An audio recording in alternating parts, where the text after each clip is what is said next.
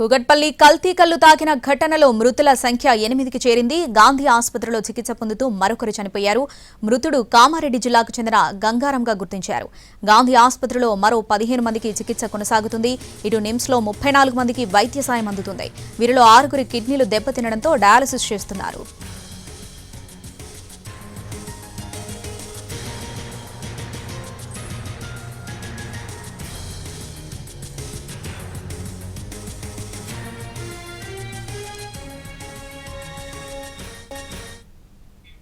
కూకట్పల్లి కల్తీ కల్లు తాగిన ఘటనలో మృతుల సంఖ్య 8కి చేరింది. దీనికి సంబంధించి పూర్తి అప్డేట్స్ మా ప్రతినిధి ప్రేమ్ లైవ్ లో అందిస్తారు. ప్రేమ్, ఇప్పటికే ఈ మృతుల సంఖ్య 8కి చేరినట్టుగా తెలుస్తుంది. మిగతా వారి పరిస్థితి ఏంటి, డీటెయిల్స్ ఏంటి?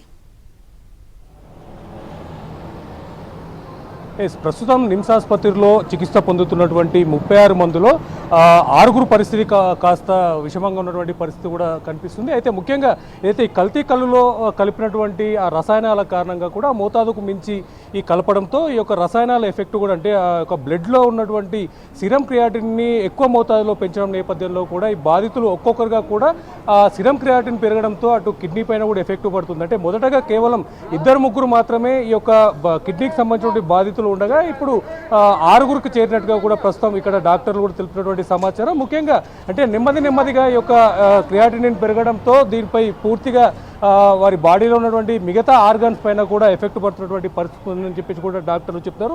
ముఖ్యంగా సిరం క్రియాటినిన్ కారణంగా కూడా అటు కిడ్నీల సంబంధించినటువంటి అంశం నేపథ్యంలో కిడ్నీలు పనిచేయకపోవడంతో డయాలసిస్ ద్వారా కూడా వారందరికీ చికిత్స అందిస్తున్నటువంటి పరిస్థితి కనిపిస్తుంది. ఈరోజు అటు నిన్నటి వరకు కూడా 7 మాత్రం చనిపోయినట్టుగా సమాచారం ఉన్నప్పటికీ కూడా ఈరోజు ఉదయం గాంధీ ఆసుపత్రిలో చికిత్స పొందుతున్నటువంటి 15 మందిలో మరొకరు కూడా మృతి చెందారనేటువంటి సమాచారం కూడా అఫీషియల్గా విడుదల చేశారు. దాంతోపాటుగా కూడా కేవలం ఇప్పుడు నిమ్స్ అలాగే మన హైదరాబాద్లో ఉన్నటువంటి నిమ్స్తో పాటు గాంధీ ఆసుపత్రి అలాగే ఇక్కడ హైదరాబాద్ పరిధిలో చనిపోయిన వారు కేవలం 8 మందే ఉండగా మరొకరు కూడా ఈ యొక్క ఏదైతే నాగర్ కర్నూలుకు సంబంధించినటువంటి వెంకటమ్మ అనే ఒక మహిళ కూడా చనిపోయినట్టుగా కూడా సమాచారం అందుతుంది. అంటే ఈ యొక్క కల్తీ కల్లుకు సంబంధించిన అంశం నేపథ్యంలో కూడా గత ఆదివారానికి 2 రోజుల ముందు కూడా తన కుకట్పల్లిలో నివాసం ఉంటున్నటువంటి తన కూతురు దగ్గరికి వచ్చినటువంటి వెంకటమ్మ అనే ఒక మహిళ కూడా 2 రోజులు ఈ యొక్క కల్తీ కల్లును కూడా సేవించి అనారోగ్యం పాలైందని చెప్పి కూడా తెలుస్తుంది. నాగర్ కర్నూలుకు వెళ్ళిన తర్వాత ఆసుపత్రిలో చేరి అక్కడ మృతి చెందినటువంటి సమాచారం కూడా అందుతున్నది.